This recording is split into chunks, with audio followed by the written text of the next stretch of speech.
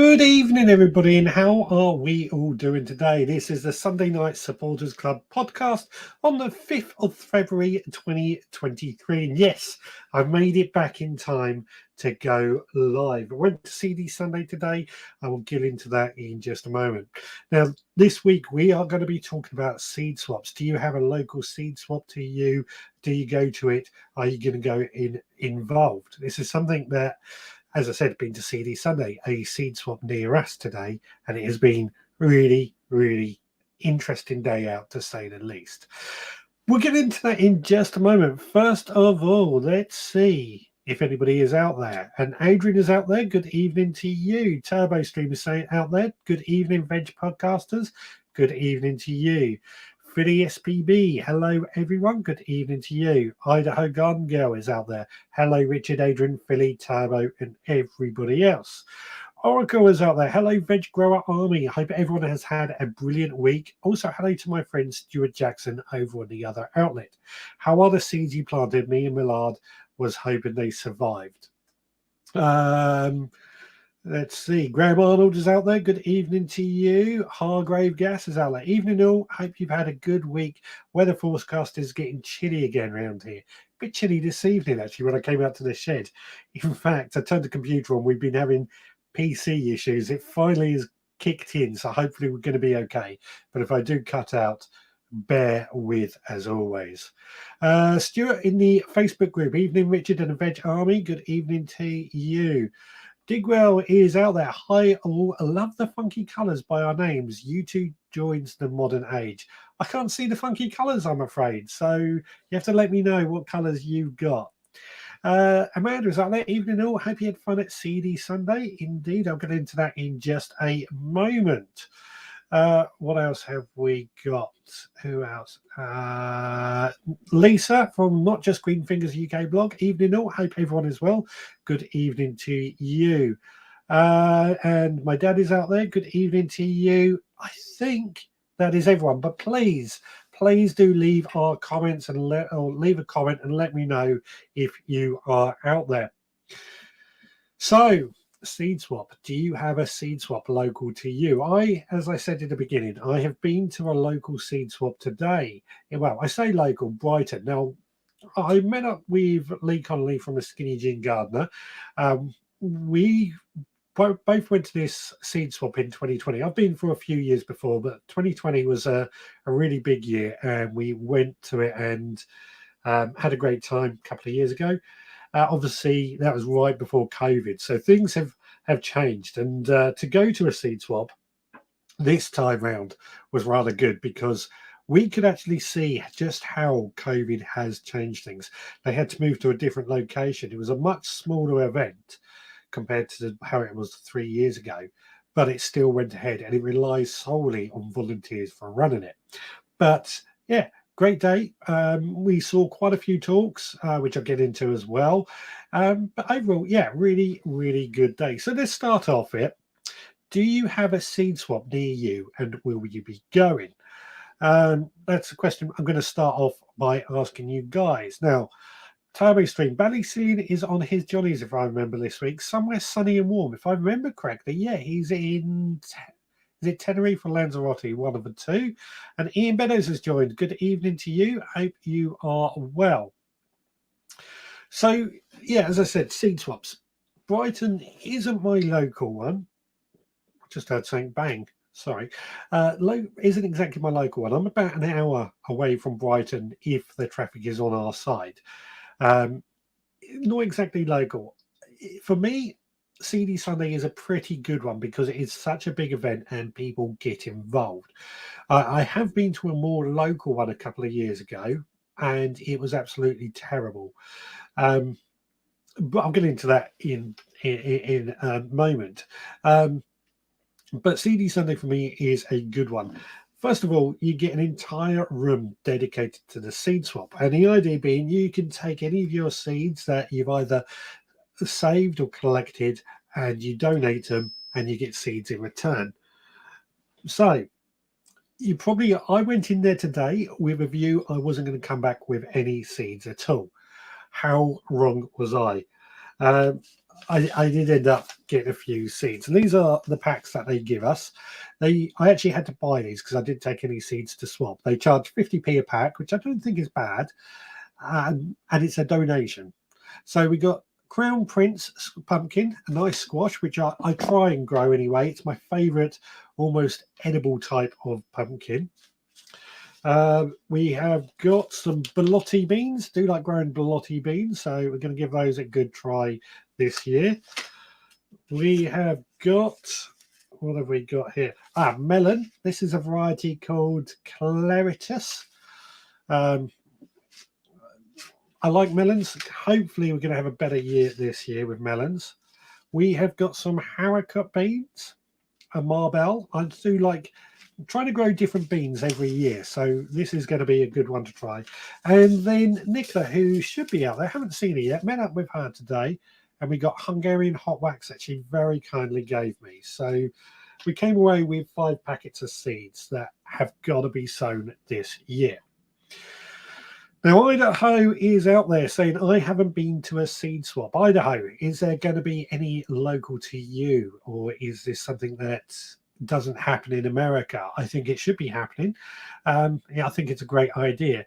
And Anne Wright says seeds are addictive. Yeah, they really are. I do end up with so many seeds. Seeds and flower pots just seem to breed. So, as I said, the main event is the seed swap at the one that I went to today, and I didn't take any seeds, I'll be honest. I should have done because I do have so many, but I didn't. And I was determined not to get any seeds, but that failed immediately. Digwell says Charantus melon. I don't know if I'm pronouncing that right. Charante melon. I think that's how it's pronounced, but yeah. Idaho says, I haven't heard of one around here, though I do see some open to anybody on YouTube. Yeah, I mean, we tried doing a seed swap a couple of years ago, didn't we? But it was really difficult, I found, from my perspective, to try and organize everything, which is why I'm not doing it anymore, because there's so many barriers in the way, and I'm trying to present and what have you. So I didn't think we'll do a seed swap, but unless I have somebody helping me behind the scenes, which may happen in the future, but for now, no. Hargrave Gat says, I've never been to a seed swap. Anyone recommend somewhere near Suffolk/Cambridge?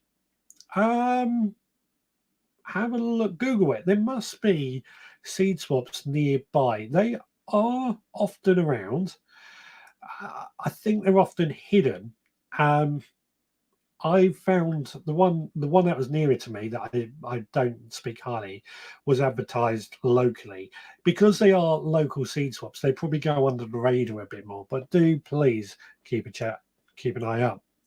Oracle says, only seeds I swap is the seeds blown in and out of my allotment.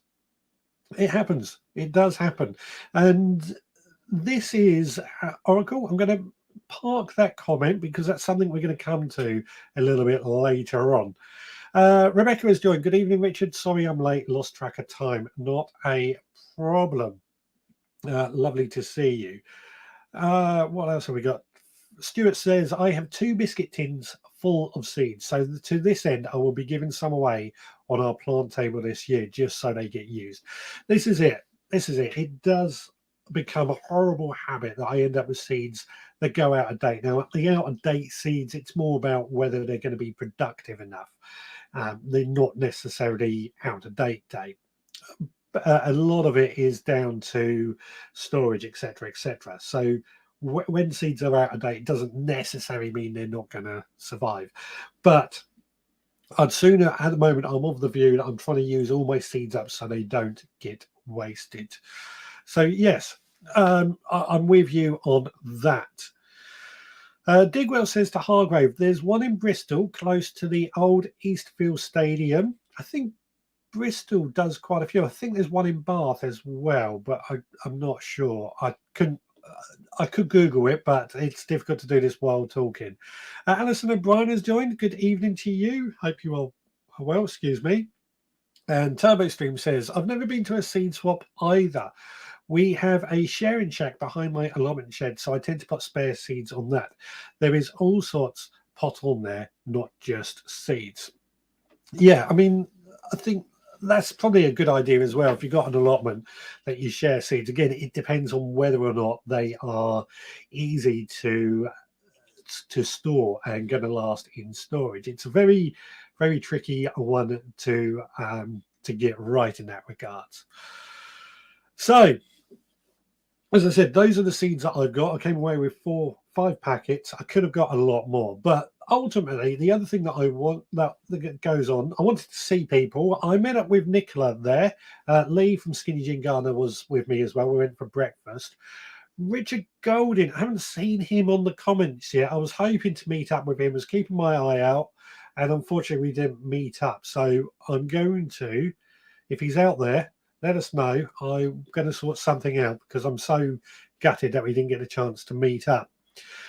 So, you know, that's 4 people that I know from this group, although Lee's not there, who have gone to this event. So there's definitely a market for it. Let's have a quick look what's being said. So Hargrave says, thanks Digwell, maybe I can time a visit to my relatives with a seed swap. Gotta use it, haven't you? Gotta use it to your advantage. Digwell, are they gas heads too? And Oracle says, this is what happens, Stuart Jackson, when you're in the supporters club. Richard keeps all yours topped up. Well, yeah, I do try.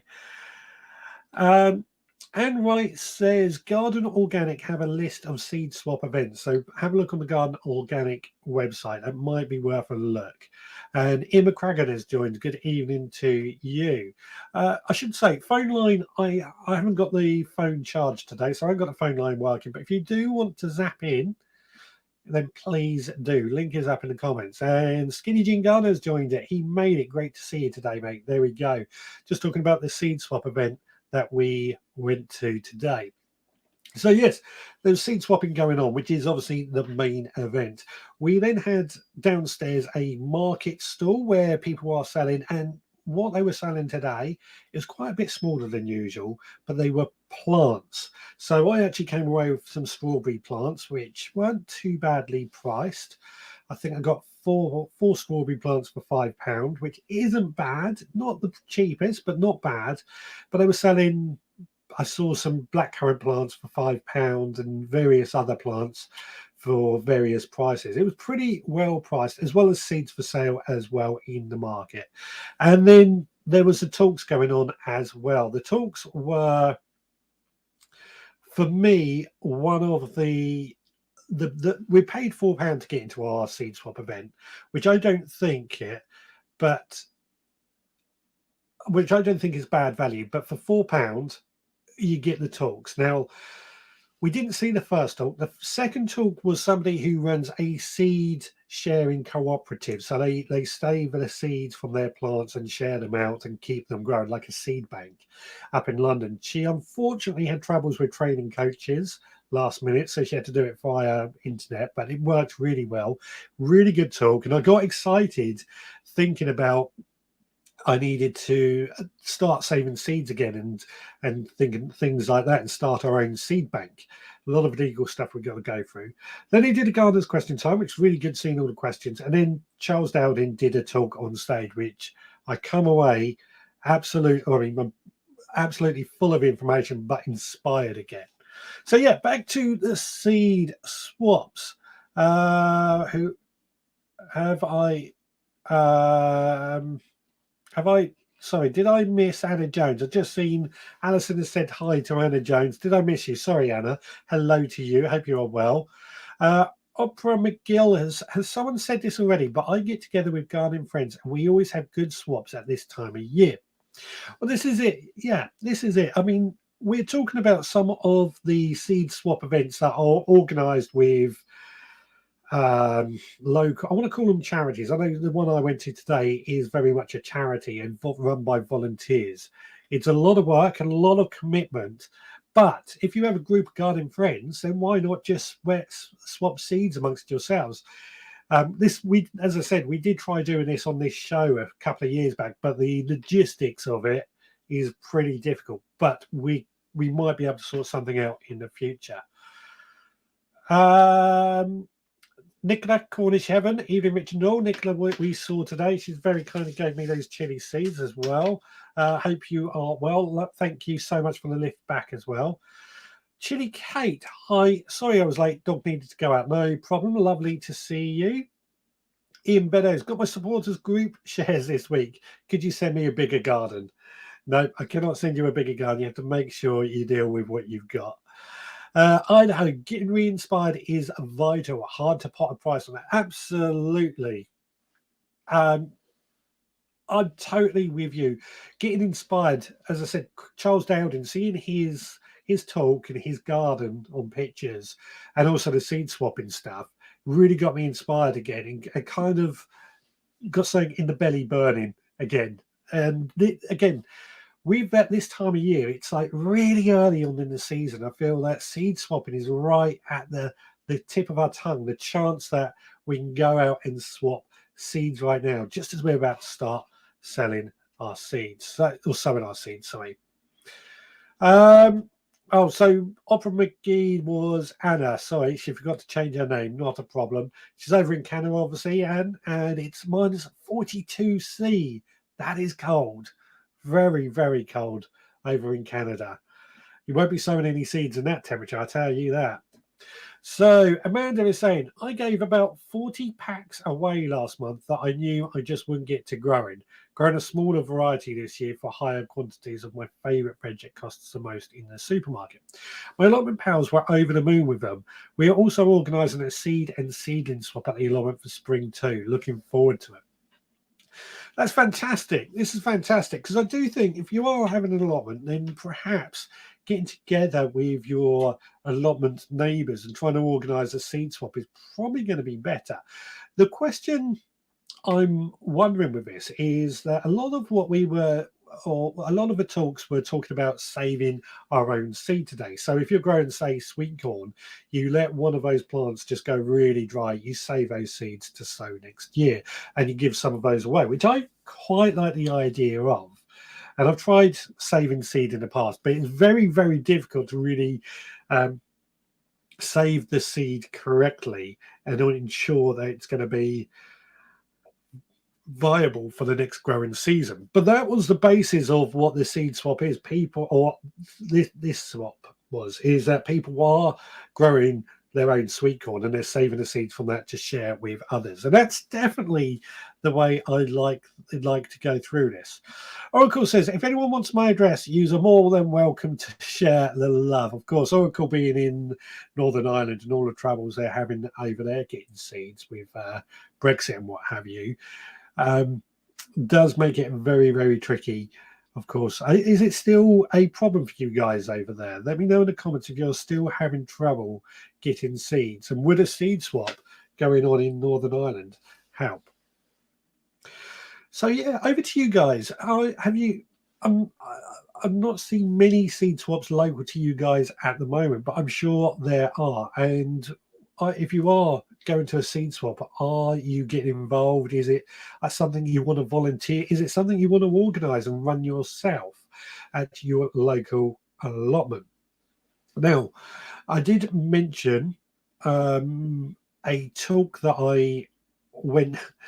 One of the first talks, which was very much the London Free Seed Bank, and it's people across London who are, as I said, they're saving their own seed from the plants that they're growing to share and keep that growing. And this is quite important with heritage varieties, of course. This is something that we've learned today. Heritage varieties that are going out of fashion because people are saving their seeds. They're able to keep these varieties going, which is a really good thing to see. Time Extreme says, I swap £5 a month with a chap in Littlehampton. He swaps it with seeds and a pamphlet. Indeed, that's a member of my supporters club. For £5 a month, you get 6 packs of seeds and a newsletter through your door each and every month. Stuart says, I always save seeds from sweet peas, broad beans and tomatoes. I will be saving lots at school this year. This is a great way to save money. Absolutely. This is, again, with the cost of living crisis, saving your own seed is a way to save a lot of money, I feel. It's not something, as I said earlier, it's not something I'm not very good at. I've got so many seeds. I've just got so many seeds that trying to save my own seeds just becomes a bit of a headache, and I end up adding to the load that I've got.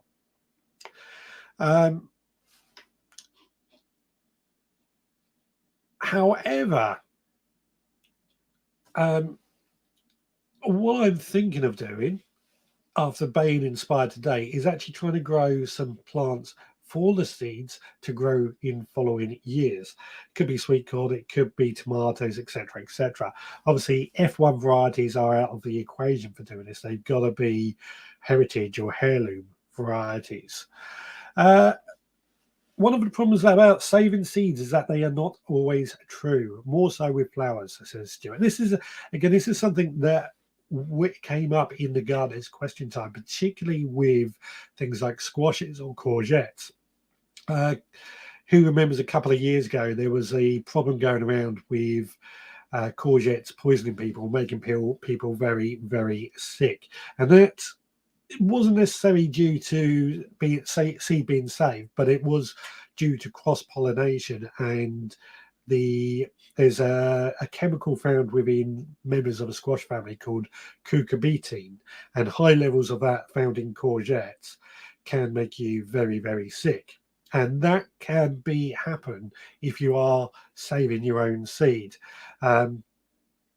So this is something we gotta bear it in mind as well if you are saving your own seed. Richard Golding, hello. Sorry I'm late.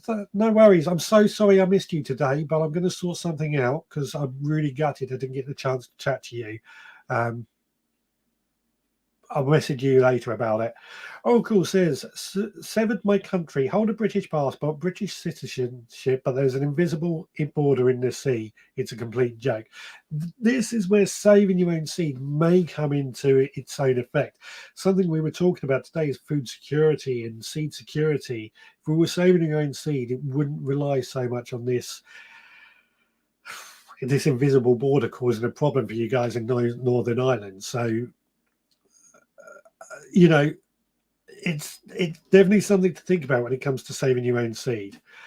Digwell says, have you ever wondered why heritage varieties go out of fashion? Usually because they were superseded by something better, pest resistant, tasty, etc., etc. All that is very, very true.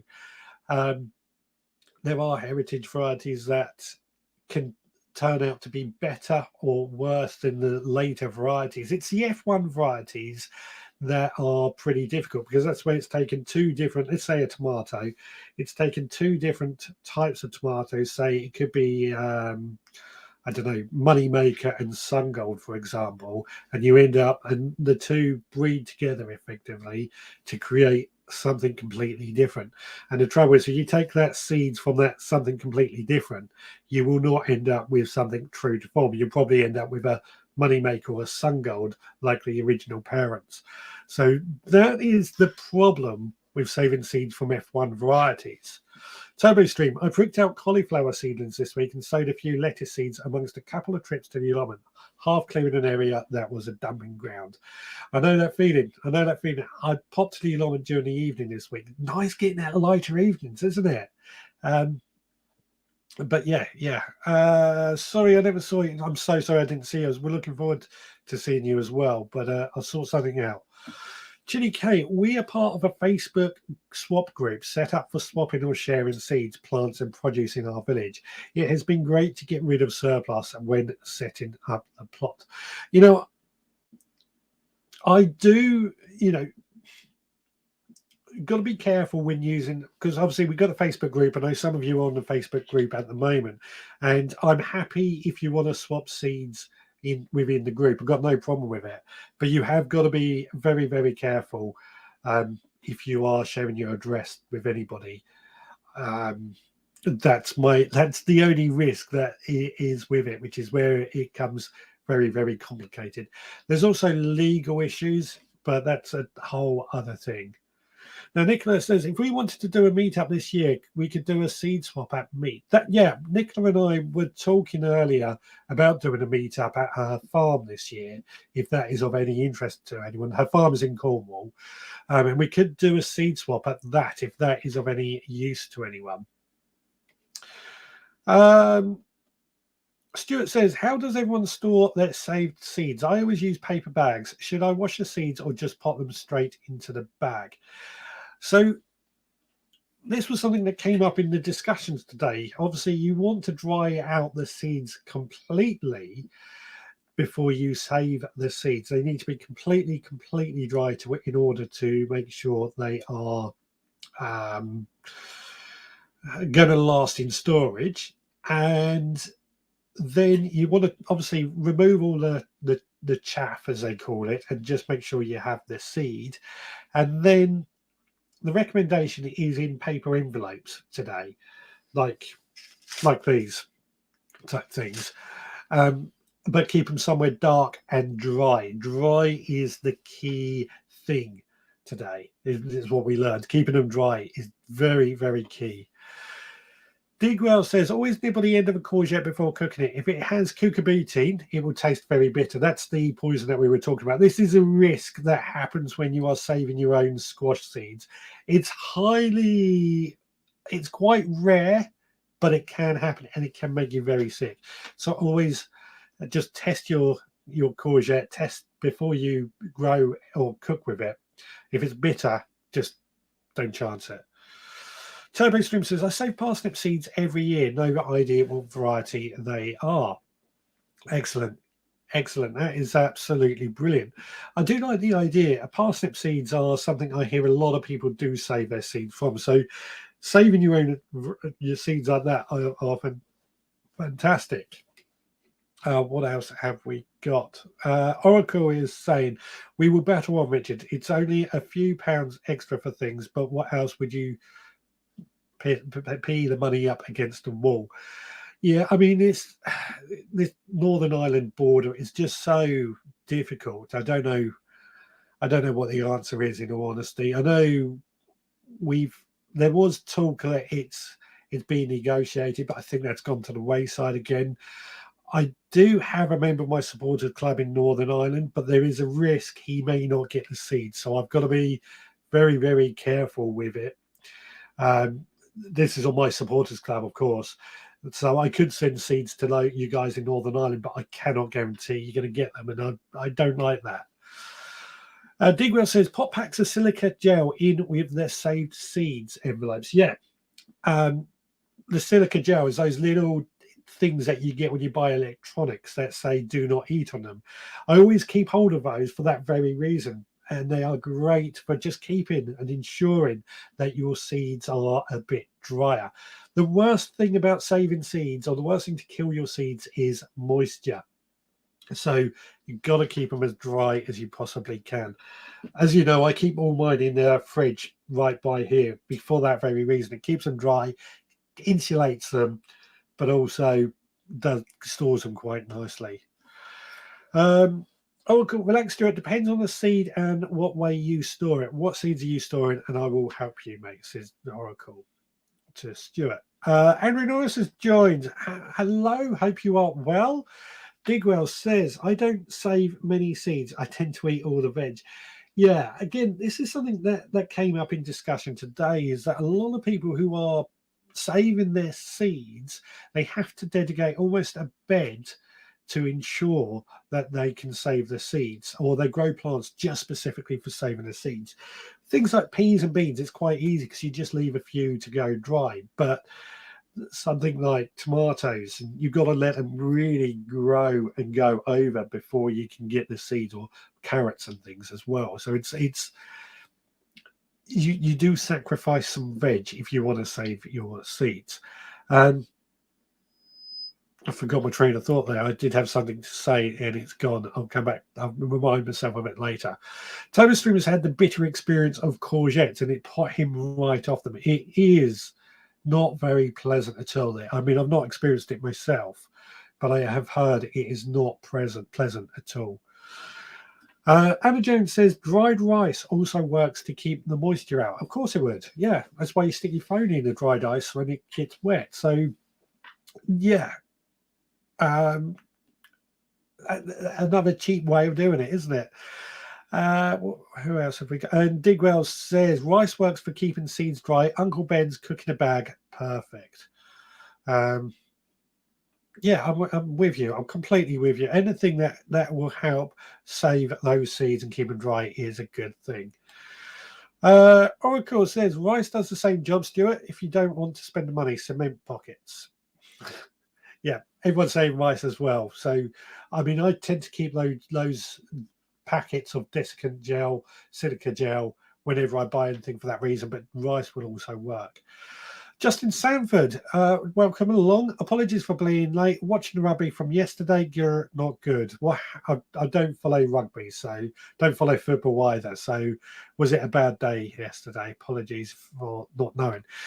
Ian Meadows, I'd like to keep some peas for next year, but never get a chance. It's because your grandkids always eat your peas before you can. Grow some where they can't get to it. It's the only advice I've got for that. But yeah, exactly. Peas are a really easy one, I find. When I have saved seeds from them, they're an easy one to save the seeds from. Oh, what else have we got? Ernie has joined. Evening, Richard and viewers. I trust you are all well. Good evening to you. Right. So let's have a look. I'll tell you what I'm going to do is just play one of the videos that I've got for you this week. We have got the photos. Let's go through the photos from this week. They're always good. Yes, it's that time that we have another look at the photos that you have been sending in.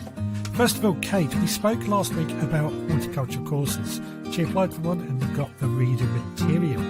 She's also been busy sowing seeds. Now, if you're wondering what that better kit is, it's a hydroponic growing system, which I'm really intrigued about.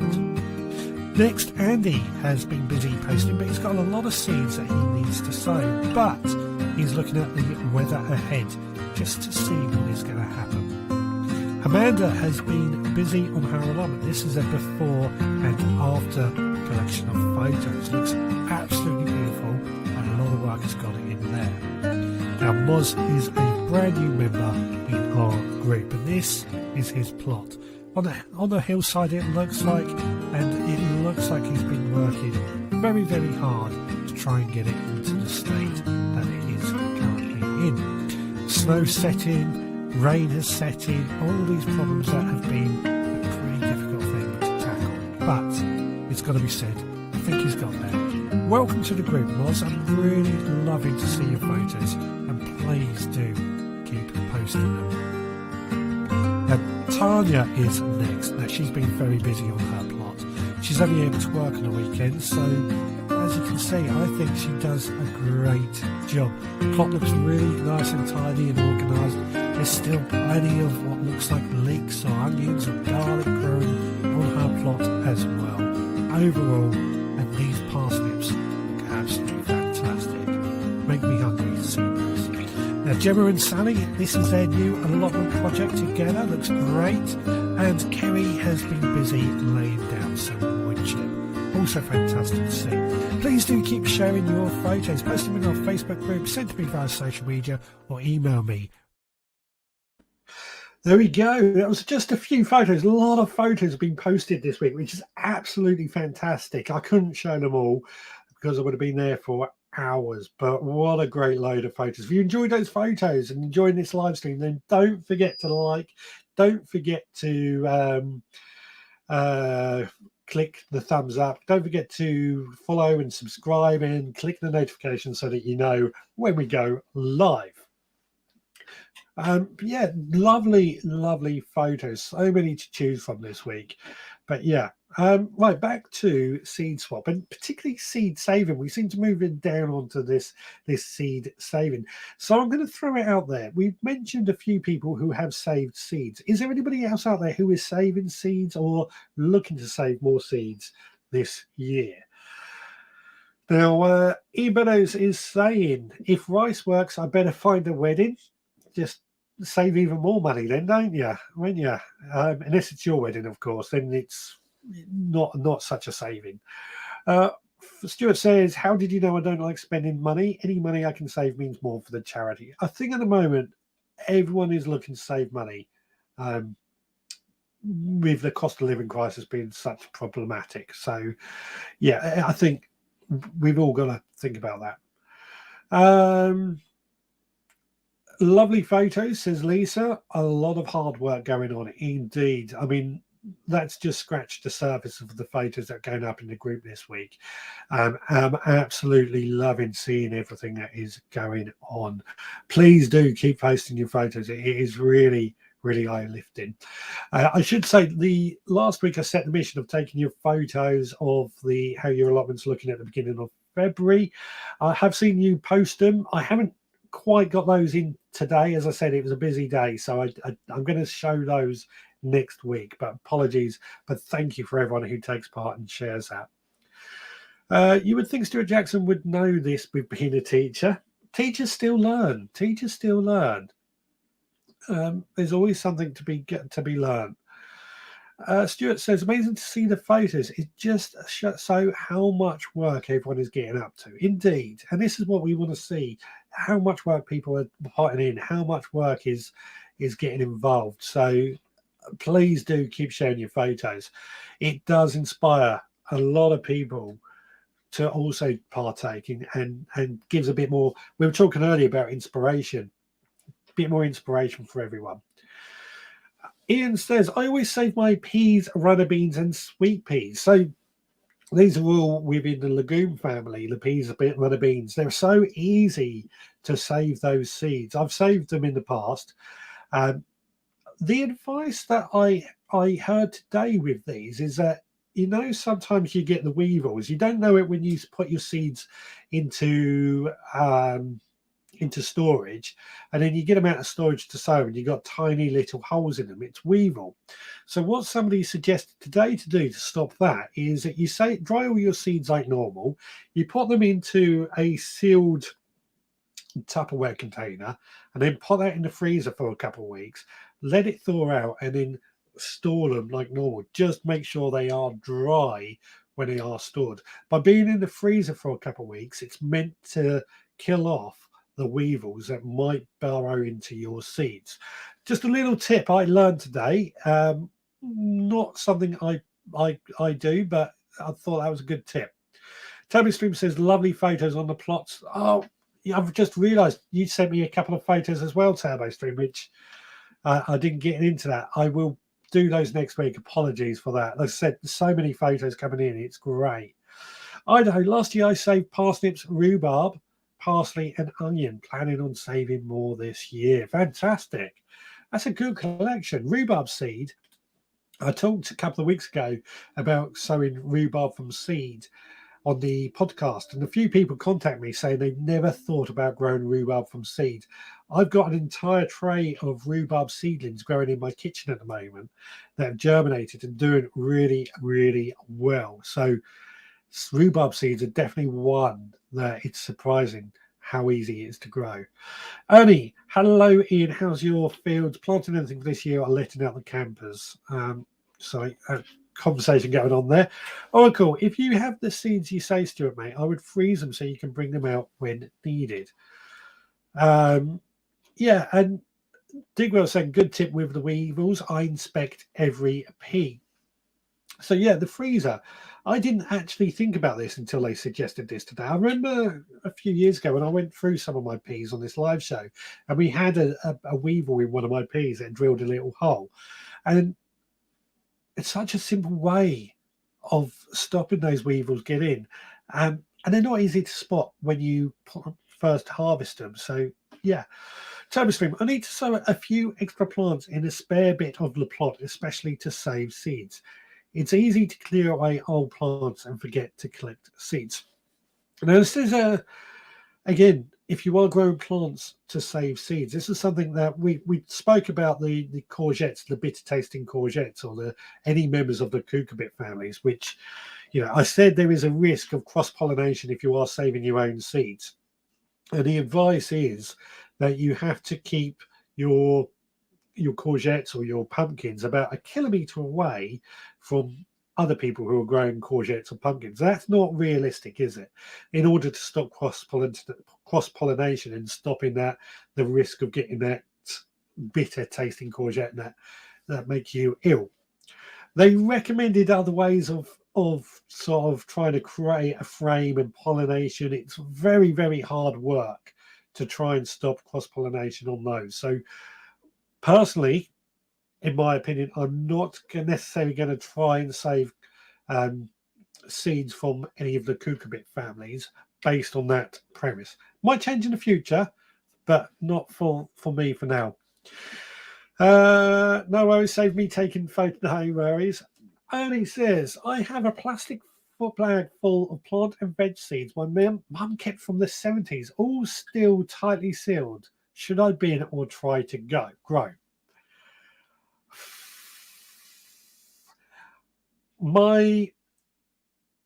I just realised if I move back, I'll get myself in focus a bit better.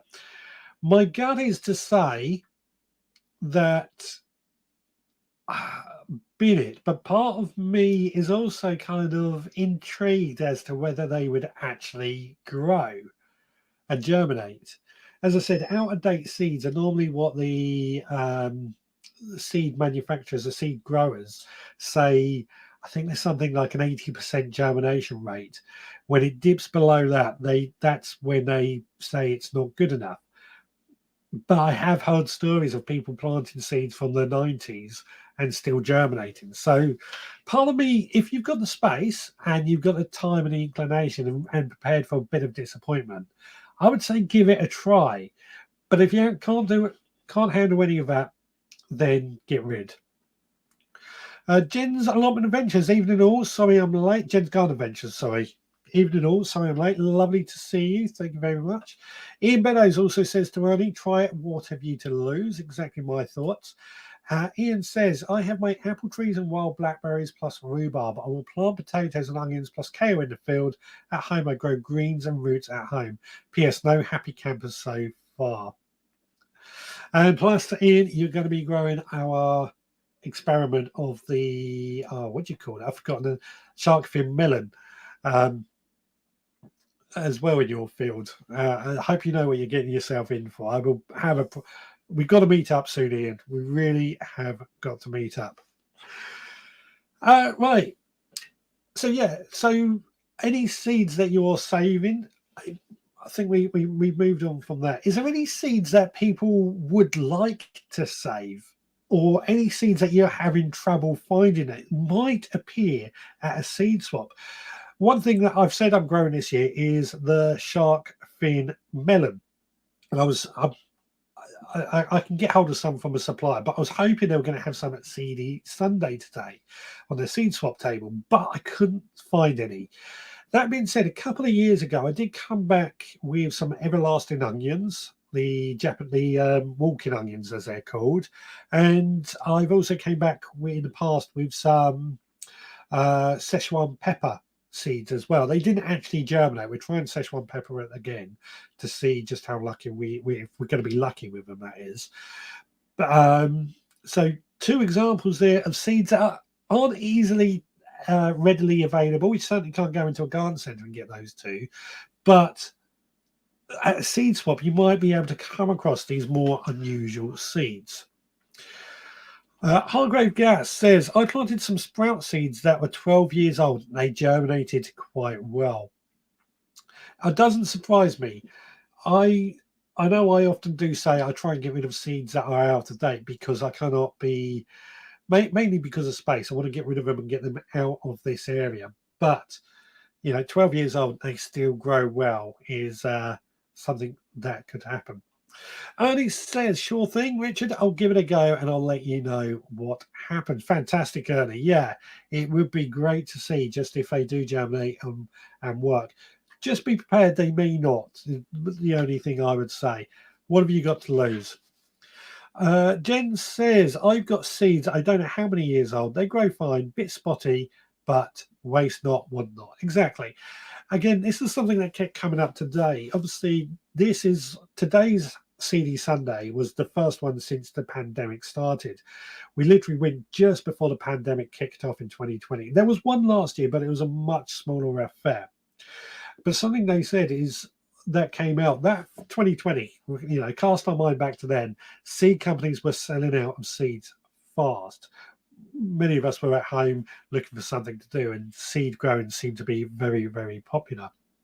So By saving our own seed and attending these sort of seed swaps, we're reducing the waste, but we're also got the risk of being able to actually always have access to seeds. And if you are being more and more self-sufficient, like I'm trying to be, growing your own seed just seems to make more and more sense. And it says that I'll let the viewers know I'll do a video diary. That would be fantastic. I'll have a conversation there. Oracle says carrot seeds would be nice, but takes too long, so not worth it. Yeah, carrot seeds are from the umbellifier families, like parsnips. They do take 2 years to produce seeds. That being said, what I've heard somebody advise that they do is they grow carrots in large containers. They sow the seeds and they harvest their carrots in their first year, but they might leave 1 or 2 to go to seed, and they'll leave it so they sprinkle those seeds back in those containers, so they don't actually have to do any work. This is actually something um, I quite like the idea of, because it's letting nature do the work for you, because it's just letting the carrots self-seed. You would probably need quite a few containers, but I think it makes a lot of sense in many ways. And if you can dedicate a bed to it for 2 years, you might have to have something like 6 different carrot beds or 6 large containers, but it's got to be worth trying. Ian says, shark's fin melon, that is going to be hit with my tractor flail mower if it gets too big. It's a job for Amanda. Yeah, we can make it up anytime, Richard. I will email me or message me later and we'll get something in the diary to sort something out. I'm trying to get out and about a bit more this year. I said it last year, I know. I want to come around and see everybody's allotments this year, and it's definitely something we need to do. I want to come and visit your allotment, your garden, have a good rummage around and nose around and see what is growing there. Oracle says, talking about carrot seeds, I've tried and failed big time on many occasions. Have you tried the way I suggested of just letting a carrot self-seed where it is growing? Or have you had to try and save a seed? I guess the biggest problem with that theory is there might be a problem with birds or something trying to eat the seeds. But that's nature. What can we do about it? What else did I find out about today? Well, Charles Dowding, of course. He did a big talk at the end, which was a packed out theatre for his talk, which we kind of expected, but it was a really, really good talk. And I came out of there feeling really, really inspired. I said earlier about we had to pay £4 each to get in, which I don't think is bad value. But I went to a seed swap, I think it was 2019, must have been 2019. And this was the one local to me. Went to CD Sunday, had a great time. I went to this other one, and it was about £4 to get in.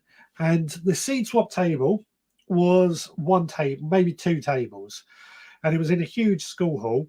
2 tables was a seed swap. There was another 2 tables selling some plants. The rest of it was very much non-garden related stalls selling their wares or charities, etc., etc. I was absolutely fuming afterwards because I felt so let down. To me, if I'm paying money to get into a gardening show, I want value for that money. £4, I don't think is bad, as I said, but with the talks that were going on, I feel that we got value from the talks for that £4, forgetting the seed swap and everything else. The £4 for the one that I mentioned that was absolutely awful, I did not feel, I felt I was cheated. I know £4 is not much money, but I felt cheated from it. So, and I know I can be a bit of an arsehole when it comes to these sort of things, because I'm very much, a garden show should be a garden show. A garden event should be a garden event. I know I can be a bit of an arsehole about that, but it's what I'm paying my money for. Stuart says, I would love to find some edible lupin seeds. I grow normal lupins every year, but never eaten them. Funny enough, that's exactly what I'm after as well, some edible lupin seeds. If I can if I can find some edible lupin seeds, I will share some with you. But they're definitely what I'm after. It was Adam Frost, wasn't it? He mentioned that he had them, and that inspired me. Oracles tried both. You got in before me. The birds got them before me. 10 to the wood pigeon that day for those carrot seeds that he's having trouble with. So yeah, got to stop the birds. And my dad always saved seeds of peas, runner beans, and broad beans and onions. I still have an envelope of his twin popped peas. Might give them a go this year. Absolutely. That is a great idea. I wish in some ways I'd saved some of the seeds of the runner beans my granddad always used to grow, because that would be great to keep those growing. Especially, I mean, again, this comes back to what we were saying earlier about the heritage and heirloom varieties. There was some peas that nearly got lost, bit of that, or a pea variety that nearly got lost, which were heirloom. And somebody happened to be growing them from saved seeds each year. I forget what they were, but they managed to pull it out. So yeah, £4 entry fee today for CD Sunday, and the talks were where I feel we got value for money. How much would you be prepared to pay for a seed swap? Well, i.e., you're just making a donation and it is purely a seed swap, but what would you expect for that same money? I know that's a very difficult question to answer, isn't it? I'm thinking about it. Well, if it was £4, would have you been disappointed had of it been only 2 tables of seed swap and 2 tables of what do you call it, plants for sale? Or do you think I'm being a bit wrong in that? And Nicholas says, I got tree cabbage, painted mountain sweet corn, some squashes I've not heard of before, beans, cocoa name blanc pre-cocky. Oh, there's some difficult mouth twisters there. And plenty of other tomatoes, peppers, flowers. I could go on. Yeah, this is it. These are all the things that tree cabbage. I wish I'd seen that. I would have got some of that. This is what I was hoping to try and find today, with some of these more unusual varieties. There's always next year. I'm hoping to try and get some more. I want to do something like perennial kale or perennial cabbage and things like that, because I just think they're going to be fascinating to grow. Oracle is asking, has anyone saved seeds and the plant has been with them some time? That's a good question. That's a very good question. That's a very good question. I think, is this Stuart or Amanda? Maybe Richard, you will have to call your good friend Adam Frost and ask if he would share his lupin seeds. You have kept him on hold in the past. Yeah, I did keep him on hold, didn't I? On the 24 hours we did. Yeah, he would be the person. He's the person I know has them. But yeah. See. Was the peas knee high plus ultra that was grown in a Victorian? I think it was, actually. I can't remember. It was lost, wasn't it? And somebody just happened to kind of find it or something. Yeah. Nicholas says, I'll grow you some. Oh, thank you. That would be great. I would love to grow that. Jen, I'm planning on working the mother-in-law's garden this year, finally. I'm planning on leaving enough room for the mower to easily navigate the rows as well. Well, again, funny enough, when I've designed my garden, my allotment with the lawnmower in mind, because I want to use that grass material for composting or for mulching. Again, when we were chatting, or Charles Dowding was talking on stage, he doesn't have grass pathways. He used wood chip, and I was sort of thinking, I like it. I still like it. As I said earlier, you get inspired and you want to change things. I come out with more questions after that. I know a man, says Oracle, who has never bought a tomato plant seed. He was given one plant, grown it, and kept the seeds from that for 15 years plus. Wow, 15 years plus is absolutely incredible. Now, Digwell says, what you are saying about garden shows being about gardening is also true for garden centres. Yeah. I get told off with that, but yeah, most have more joss sticks, potpourri, and candles than they do plants. Yep, I'm with you. totally agree with you. It annoys me. I refuse to go into garden centres around Christmas time because of that very reason. But from a garden centre's perspective, it's so they can employ people all year round. Um, but I'm with you. I'm with you. I feel exactly the same. Toaster, I found the supporters club seeds include veg I hadn't thought of growing. That's partly what I designed it around as well. I had a nice salad, including the rocket leaves that I grew on Friday. Rocket is absolutely delicious. I try and grow that most years because it is so nice and tasty. Stuart, that's me, Richard. I still have runner beans, which I saved from my dad's garden and I have done for the past 5 years. That's amazing, isn't it? We got 15 years, 5 years. Excellent. Andrew says, if I went to such an event, even if it were free, I'd feel cheated. It's not the money, but the time. Also true. And that's exactly how I felt with this. As I say, I know I probably have high standards, but I did feel a little bit cheated. Jens, wood chip isn't always accessible, so I'm planning on working with that. I have love wood chip paths though. Again, that's very true. That's very true. Wood chip isn't always accessible, and you need it in large quantities. Yeah, yeah. Digwell says sounds like Trigger's broom. What did I say? That sounds like Trigger's broom. What did I say? And Oracle says, oh no, sorry. Old school, Richard. I know. Stuart's also begging you not to get me on the garden centre selling non-gardening items. I know, but yeah. I will get on my high horse about that and get fuming and angry. Jen says, I have a local garden centre that has a small gift area, but is mainly plants, and National Garden Centre that is mainly gifts and not plants. Each has their own offerings, though. I just get annoyed. I get really annoyed if I go in a garden centre. I went in one garden centre. This was about October, and I could not find any garden tools. No spades, no forks, no hoes, but they had handbags for sale. I was fuming. Admittedly, this was September, October, so they were getting rid of or clearing the space to make way for Christmas decorations, but no spades, no forks. How can you expect a garden centre to not sell spades and forks? Right, rant over. I hate all the patio furniture in my main indoor rooms. Well, yeah. I hate the patio furniture, but it kind of goes. I feel it's true to what a garden centre should be about. It is about that outdoor garden space and being a garden room. So patio furniture, I get it, and I feel it is right. But yeah, I get what you're saying. I went to a local nursery last year. I came away very disappointed at the lack of plants to buy. Nothing more annoying than that, is it? You want to buy plants. We're gardeners. We want to buy plants. We want to spend our money on garden items. And we can't.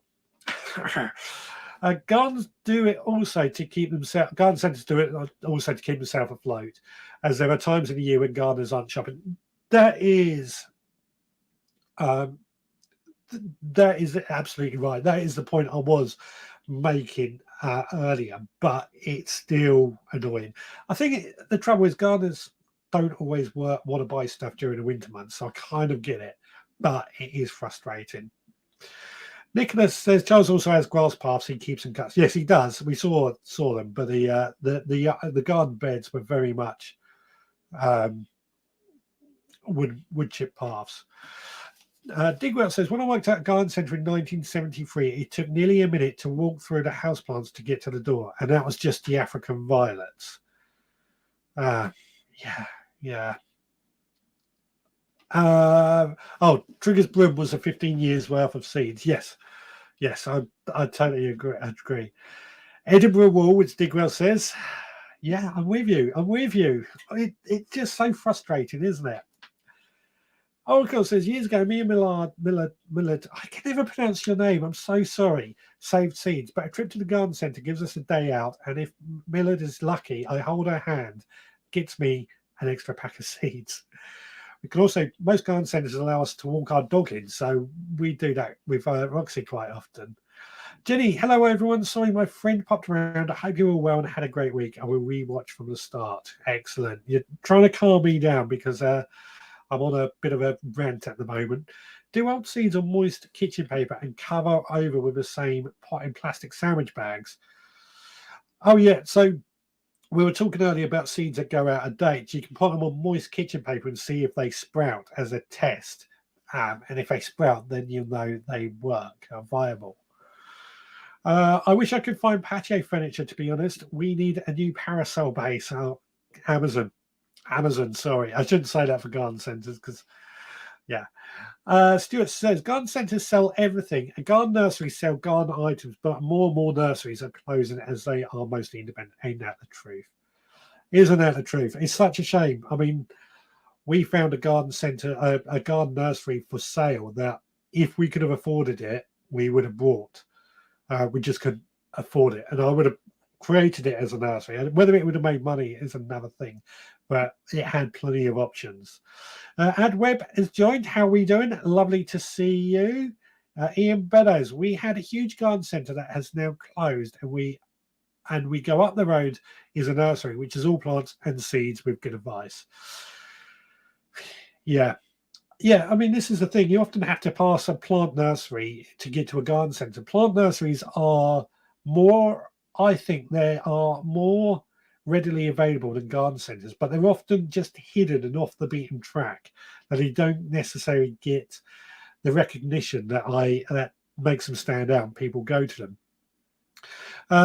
Jen, try Wilco or Aldi in the springs. They are cheaper, or Robert does for the parasol. TurboStream, I tried wood chippings on my plot last year as paths, a massive improvement. The main paths are still grass though. I did a couple of years ago, 2020 I think it was, we got a load of wood chip delivered to our allotment, and I did use it on some of my paths, but the couch grass did end up growing through it, so I've not worried too much about it. Jenny says, I save seed from heirloom varieties. I tend to save more flower seeds as it's easier to cross-pollinate, so not important. Yeah, I mean, again, this is something we've been discussing. Heirloom varieties are so much easier or the safer to save the seeds from, but cross-pollination can be a bit worrying. I'm going to have to skip through a few. So Ad Webb says, I think they only lose out because they don't sell coffee or ice cream. I think some nurseries do actually sell coffee and ice cream and have them, but as the other trouble, Digwell says, they're too specialised, fuchsia, geraniums, etc. No veg. I mean, if I was running a nursery, I would only do vegetables because that's my thing. But whether that could work or not is just another debate. Richard Garden, the last CD Sunday I went to was 2018 and it was big. The one today was missing lots of stores. That's a sign, unfortunately. What I discovered is that a lot of the stalls were unable to even justify the cost of the petrol to get to their places today. So it's a sign of the times. That's why it was so much, or a little bit smaller than usual. Lisa says, I agree with you, RE, the garden centres. I went to get some compost this weekend and couldn't find a space in the car park, so we had to wait. When we finally parked and walked through, everything not garden related, we went outside to the plants and compost and there was no one looking at them. Gutting, isn't it? And they wonder why nurseries are making a living or closing down or etc.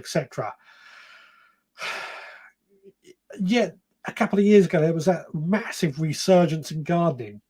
So what's happened? What has happened?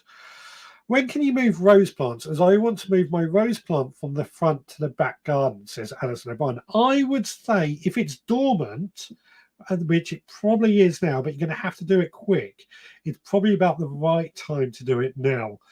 If you dig up enough of the soil around it, you can do it at any time. But I personally would be doing it about now to get it done as quick.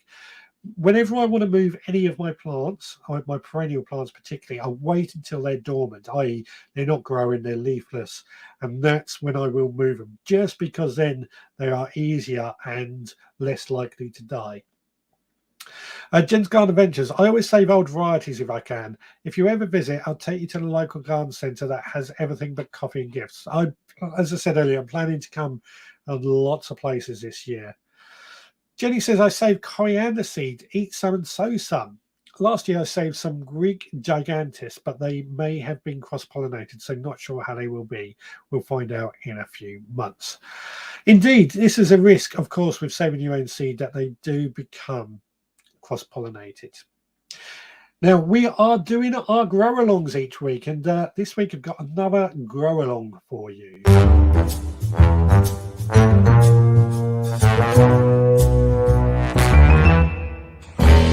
Right, well, we decided this week we're going to sow some peas. So I've got myself a pot here, which we're going to plant the peas in. I'm doing this in a pot because they're actually going to live inside the greenhouse. It's a little bit too early to really get away with peas at the moment in terms of germination.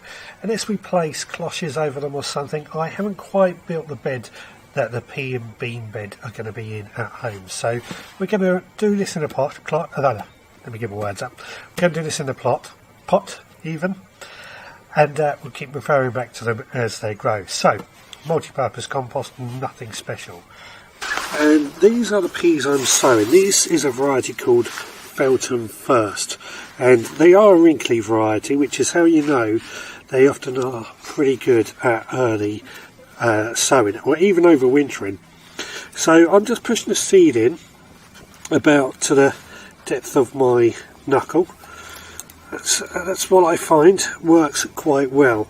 Now, some people may say that they soak their pea seeds overnight, and that's fine. It's not something I personally do, but some people do, and they have good results from doing that. Again, it's not what I do. I prefer just to put them in. Now, when these will eventually germinate, as soon as they germinate, we're going to need to put some pea sticks, some thin little sticks, for these to climb up.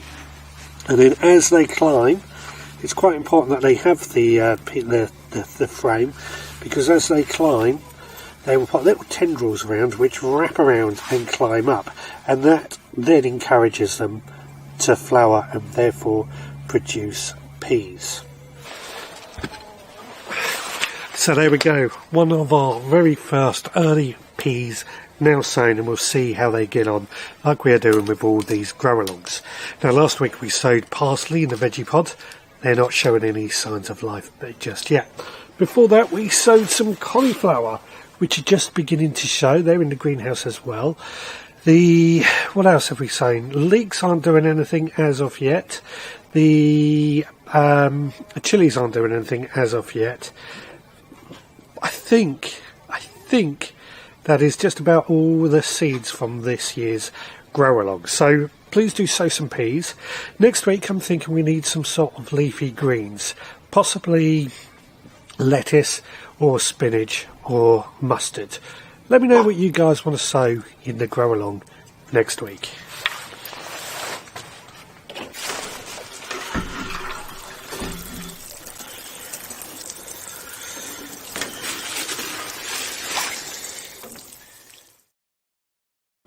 So there we go. That is the peas sown that you guys said to sow this week. As I said, next week I'm leaning towards spinach, but the leafy greens, especially after the conversation with Charles Dowding today, makes me more inspired. I think next weekend's going to be a good time to sow those. But what do you think? Let me know what I should sow in next week's grow along. Nicholas says, my roses are just starting to go into leaf, so agree with you, Richard. Get them moved quick. That's exactly what I was thinking. It's just starting to spring into life, so we want to get these plants moved soon if you are looking at moving them. Ian says, there is a lovely little nursery in Dorset called Little Groves Nursery that just has plants, tools and compost. Yeah, it's just a shame we've got to go all the way to Dorset for that, isn't it? But yeah. Stuart says, we have a great plant nursery in Shurston with fab device, and it also has a little calf. Moving a rose place into its cardboard box into the ground. This will help you if you have germs in the garden. But I'll move our rose, place it in a cardboard box in the ground. So there you go. That's some advice there for Alison. Nicholas says, I tried getting Greek gigantis. Where can I buy? Not sure off the top of my head, but I'm sure we can find somewhere.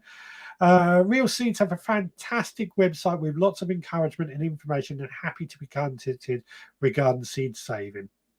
They really encourage you to save seeds, which is great from a seed seller.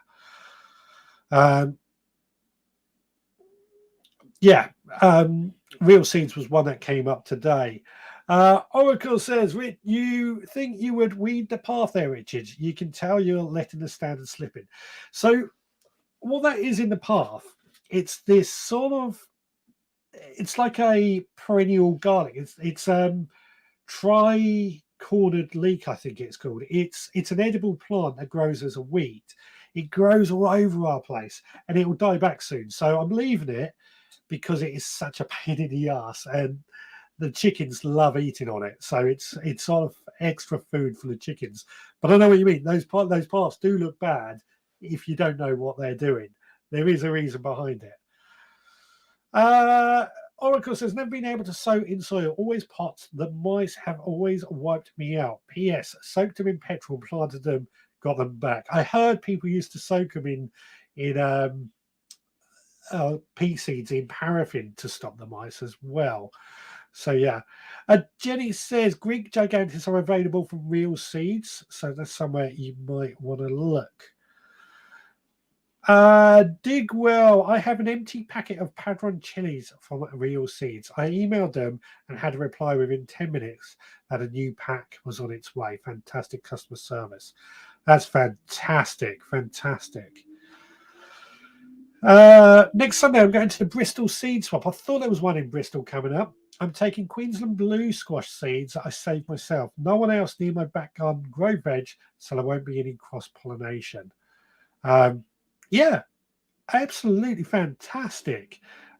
Queensland blue. I've not tried that one. That's one I've got to try and find the seeds of to try and grow. But yeah, another seed swap in Bristol. Somebody was asking earlier. There's one next Sunday or next week. Was it next? Yeah, next Sunday. Lettuce or spinach sounds good for next week. I'm thinking it'll be spinach because, again, the conversation I've had, it sounds like it's a good one to grow. And Hargrave Gas says, I need to move a gooseberry bush. I better get a move on. Don't forget your gloves when it comes to gooseberry bushes. Very, very, very, very spiny plants, aren't they? Yeah, I've just remembered I've got to finish off all those, what are they called? Cherry trees that have self-seeded down on the allotment. I've got to get those moved this week or next weekend to ensure that they are going to be spare. I'm going to put those up into pots so that we can try and continue to grow them for the time being anyway. Yeah, so I'm thinking spinach next week for the grow along. What do you guys think? I know so far Stuart has said lettuce or spinach, so that's one vote for spinach.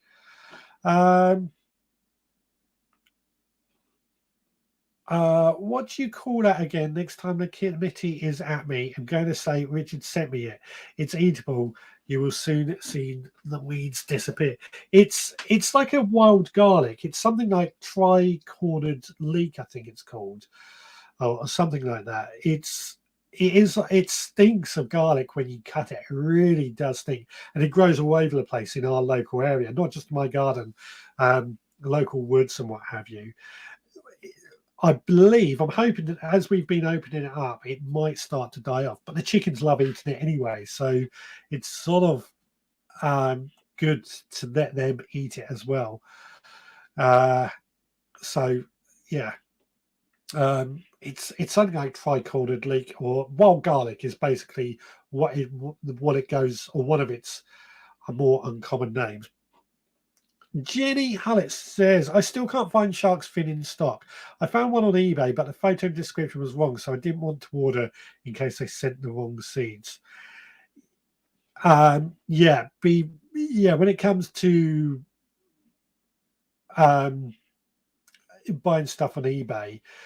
It may be they're using the wrong description and photo, but it could be correct. But I know what you mean. I don't think I ever really buy seeds off eBay. Shark's Fin Melon, I was hoping was going to be available today. It also goes by the name of, I can't think what it's called. Can't think what it's called. Digwell, I say spinach nearly every week of the year. I love spinach. I love spinach. It's interesting. Yesterday I interviewed Charles Dowding for the podcast, and that podcast is going out a week Monday. And he's actually said he sows spinach now and only makes 2 sowings of spinach. Obviously, he's doing it for market garden en masse. So that's tying me in with what I was saying. That weed, 3-cornered leek, it's very invasive. It really is very invasive. It grows everywhere in our garden. It does die back sort of April time, so it's not too much of a problem really. But yeah, that's what I was looking for. Oracle, 3-cornered leek. What else have we got? Turbo Stream says, I'd say spinach, but I've already sowed some with lettuce. My parsley is showing though too. Yeah, I know we do these grow alongs. The idea being that you guys sow seeds as well, the same seeds. How are you or are any of yours showing some signs of life? Let me know on that. I forgot the youngins, which we're growing on. We're going to have to prick them out soon, I think. Fig leaf gourd is the Shark's Fin Melon. Fig leaf gourd. That's it. And Oracle, going to go on a typing course soon, so I get in before Digwell and any problems on saving the seeds for me, mate. It happens. We all fig leaf gourd from Sea Springs is so somebody in a Facebook group is saying, good evening everyone, I'm late to the party as usual. Well, welcome along. We have got about just over 10 minutes before we end. Jen's saying, can you throw up a supporters club link, Rich, for those wanting to join? I'll have to type it up, but if you go to the veggrowerpodcast.co.uk, it may not work if you're on YouTube, is a risk, but the veggrowerpodcast.co.uk, let's see if it works when I type it. It should, in theory. Oh no, I can't type it because my thing's run out of battery. veggrowerpodcast.co.uk and click on become a supporting member if you do want to join. I don't normally advertise. I really should make some adverts up for it for this live show. Digwell says also called Malabar gourd, for the fig leaf gourd or the Shark's Fin Melon. Ian says, just looked up if they had a potato day in Petersfield, but not this year. It's a shame. Yeah, potato days are the other thing that seemed to be going on, but I haven't seen many this year. In fact, there was very few potatoes at the event today as well, which was a bit disappointing.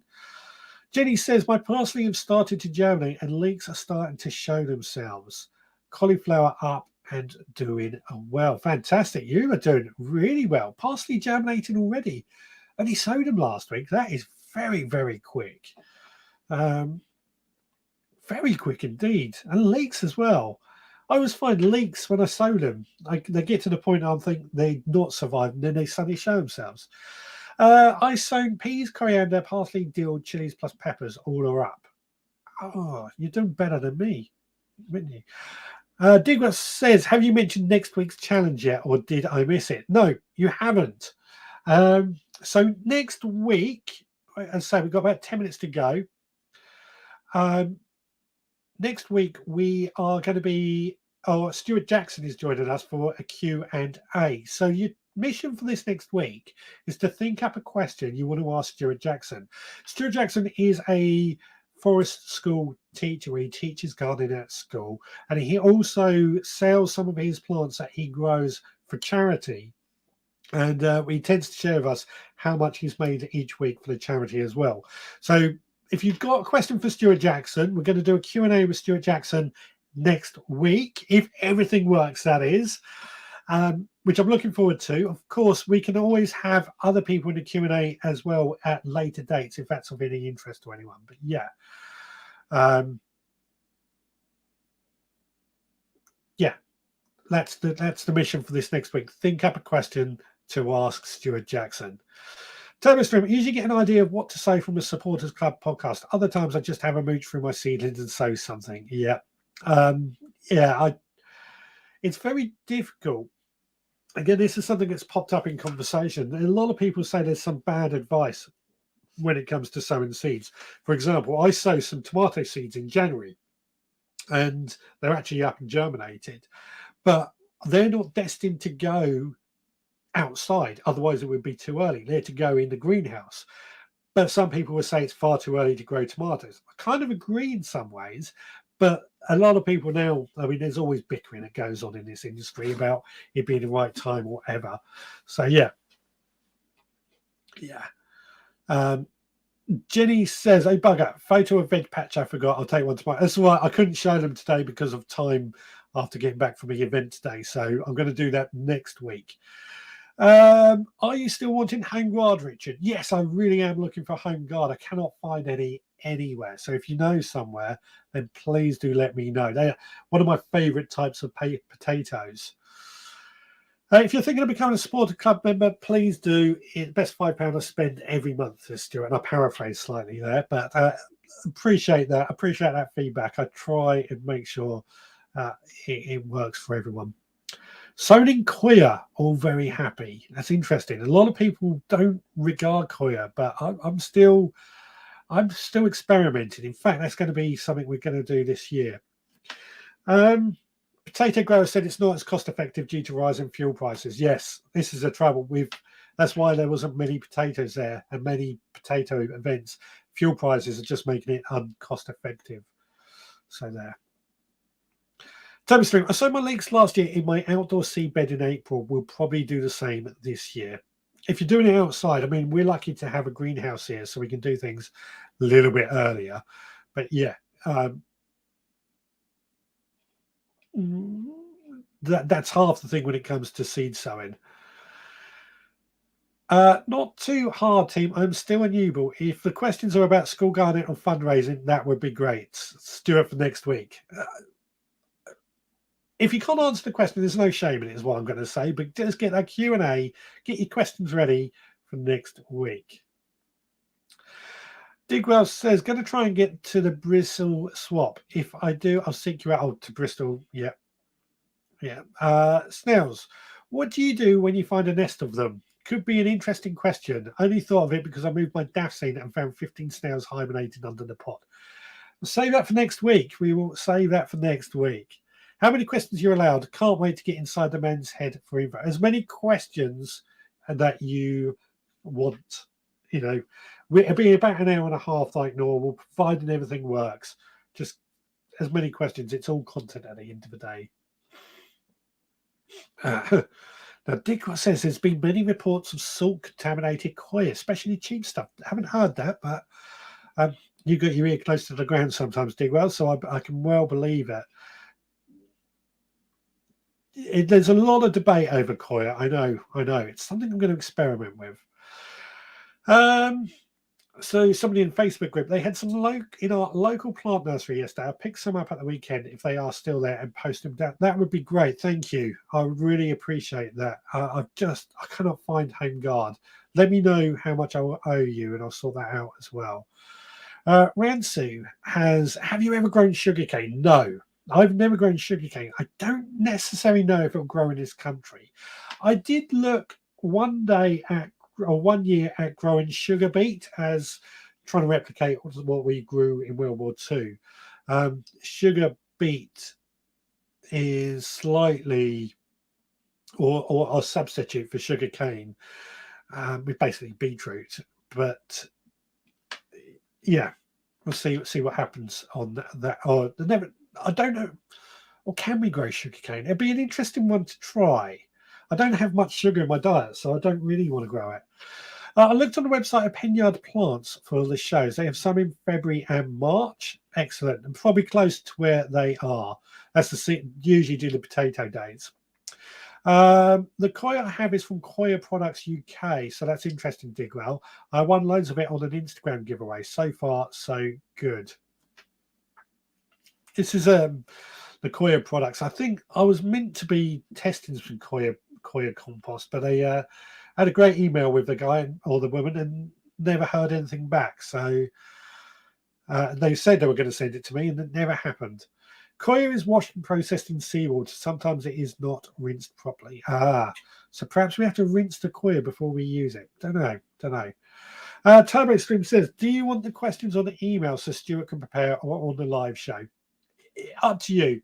Completely up to you. If you want to send them in advance, you can do. But I think I'll try and get a mix. I'm going to come up with some of my own questions, but I'm going to try and mix so you can fire questions as we go through the live. If I don't see your question, then please do repeat it until we get an answer. We'll get into that next week because it's the first time we've done that. Anyway, we got just about 3 minutes to go to the end of this live show. It's been a good conversation again, I've got to say. Excuse me. Seed swapping. So after our jaunt to Brighton today to go to a local seed swap, I'm inspired to think about saving in seeds and saving our own seeds to swap around and running our own seed swaps. And I think you guys are also sounding like you've got inspired, got a few ideas, and you want to go to some local seed swaps. So please do. If you go to a local seed swap, please share a video, share a fit picture, and let us know what you got from them as well. So, Nicola, can you send in video questions? Yeah, by all means, you can send in video questions. We will certainly do that. It certainly helps us if we play in videos, gives us a bit of a chance to have a break as well. Jen's Garden Adventure says, I should be around for the live from the start next week, so I'll have a think. Fantastic. I'd say it's going to be a good one. Enjoyed it again tonight. Thank you, everyone, says Lisa. And Turbo Stream, blimey, that went quick again. Have a good week, everyone. It does go quick, doesn't it, these live shows? I did contemplate doing a Saturday morning quick stream, but I'm not sure yet. It'd be like a sowing seeds or something every now and then or something like that. Not sure if we're going to do an extra live stream like that, but it's something in my mind. What is the CO2 absorption rate of potato leaf when subjected to blight? I have no idea. But that I will find the answer out for you, Digwell, for next week on that. Email me and we'll go from there. I really don't mind if they are live questions. If I know the answer, it will be a bonus. It could be line with school when the children ask me questions. I try to find the answer, Stuart. I'm sure we will have fun anyway, says Stuart. Yeah, nobody is putting anybody on the spot, but it's just going to be a bit of fun. It's going to be a bit of fun, but we want these questions. Digwell says just practicing for next week, and time flown by. Thanks as always. See you again next week. And Alison O'Brien is saying great show again. No, it's been really good. Last few weeks we really have been coming up with some really good conversations, and I'm hoping this is going to carry on, and especially as we get into the growing season. It's all about, as I said, it's all about you guys that make the show. You come up with topics, come up with the suggestions. It's going to be a lot of fun moving forward. And yeah, don't forget to send your pictures, send your videos, and keep us informed with what you're doing. We are just about done for tonight because I've been up since 5:30 and I kind of feel I need to get to bed. I haven't had dinner yet either, so I'm a bit hungry too. I will be back again next Sunday at 6, unless I do some impromptu live stream. I don't think I will do, but if I do, just keep an eye if you click the notification so you know when we go live. Take care, guys. See you again next Sunday at 6.